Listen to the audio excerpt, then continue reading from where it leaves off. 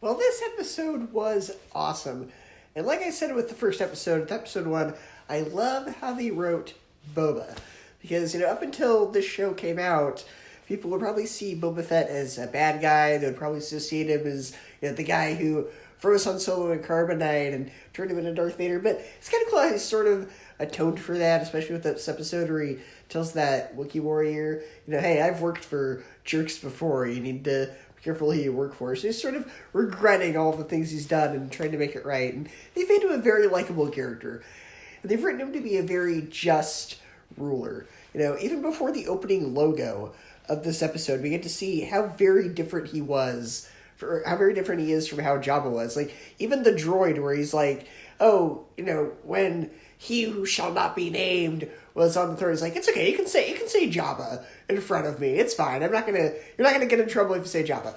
So, but you can tell that droid was probably really messed up, because from what I can remember, I think Jabba tortured that droid on a fairly regular basis, just for kicks and giggles, because that was the kind of person he was, or that was the kind of monster that Jabba was, and so you can kind of tell it's kind of affected him a little bit, to the point where he's even kind of afraid to speak. But Boba's like, no, it's okay, man. Like, you can say, hey, Jabba, it's okay. So they made it a very just rule. It's like, even before the opening of this episode, he went and tried to settle what he thought was, water theft. But, he goes there, and it turns out the guy who went to him and said, hey, these guys are stealing my water, I need you to take care of it. No, his water was actually being stolen because he was essentially stealing from them. He was charging unjustifiably exorbitant prices for it. So Boba pardons these very young, they're not kids, but they're very young adults. There's people who, stole his water, and he's like, hey, I will give you, was like 10,000 credits or something. He's like, well, they owe me 15,000. It's like, I don't think you heard me. I will give you the 10,000, take it or leave it, and pardon them. He's like, okay, fine. And he gave all those people jobs. Like, that was awesome. And that's cool because these sort of become like this motorcycle gang, like the Star Wars equivalent of motorcycles, I guess. And I could tell right away that this was a Robert Rodriguez directed episode, even before the credits started rolling, because one, Danny Trejo. Which, seeing Danny Trejo in Star Wars was something I didn't think we'd see. But here we are. We're now at the point where Danny Trejo is part of the Star Wars continuity. Not Danny Trejo, the actor, like, it's not like his name in the show is Danny Trejo, but Danny Trejo as an actor is now in Star Wars, which is really cool. And the other thing that kind of clued me in that it was Robert Rodriguez's episode is that the people who sort of become the motorcycle gang were basically cyborgs. And from Alita Battle Angel, Rodriguez loves himself some cyborgs. And I'll see the fight between, this now, Boba's employees now, and the Wookiee assassin that's sent to kill Boba. That was awesome. That was a very well choreographed fight. That was just so good. And I love how Boba has a pet Rancor now. And they took the time to kind of really slow that moment down and show him really starting to connect with it, starting to imprint on it.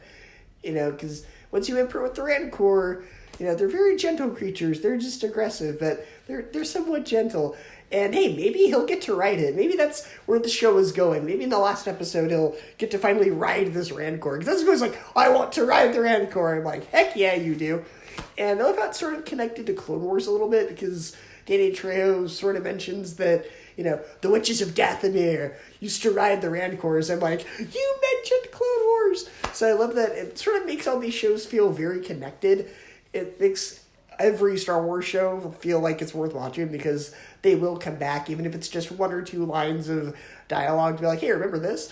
So, and yeah, that speeder bike chase with Boba's motorcycle gang and the one guy who tried to escape when they made the appointment, that was fantastic. It was very fast-paced. It was very exciting.